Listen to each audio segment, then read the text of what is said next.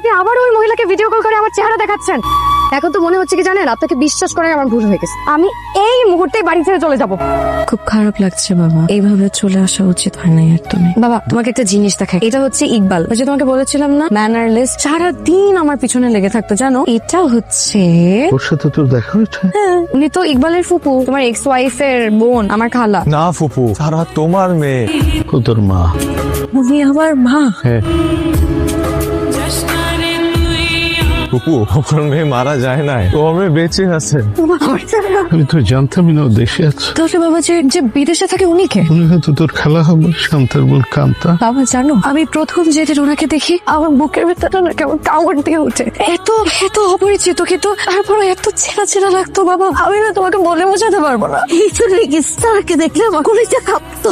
এই জন্য আমার সারাকে দেখলে আমার অনেক অনেক আপন লাগতো। মনে হতো আমার কত দিনের চেনা মেয়েটা।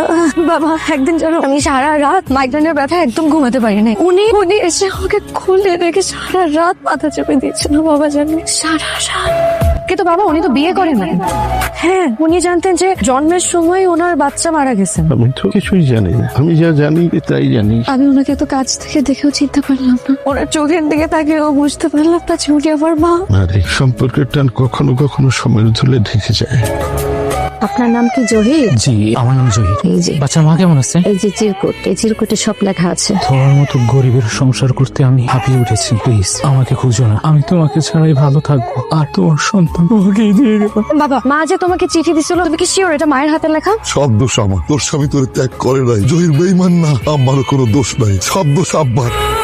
সেদিন হাসপাতালে আব্বা কান্তারে বলছিল, কি বলতেছো তুমি? এই কুলাঙ্গারের বাচ্চা সহ যদি তোর বোনের আমি গ্রামে নিয়ে যাই, আমি কোথাও বিয়ে দিতে পারবো? কেউ বিয়ে করবো? কিন্তু আমরা তাই বললাম। আমার বাড়ি রহমান বাড়ির মান সম্মান ইজ্জত তোলার সাথে মিশে দিছে ওই লজেন মাস্টার তোর বোনে। সেই ঘরে আবার বাচ্চা হয়েছে, সাবধান করে দিলাম তোর। হারের রলিকা দুজনে মিলে যা এই কাজটা কর। কান্তা চিরকুটে কিছু মিথ্যা কথা লিখছিল তোর নামে, তাতে জহির কোনোদিন তোর মুখ না দেখে। যা করছিল কান্তা একমাত্র আব্বার ভয়ে আর তোর বাচ্চাকে বাঁচানোর জন্য।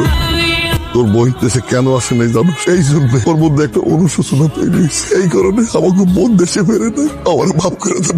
ইকবাল আমার সারা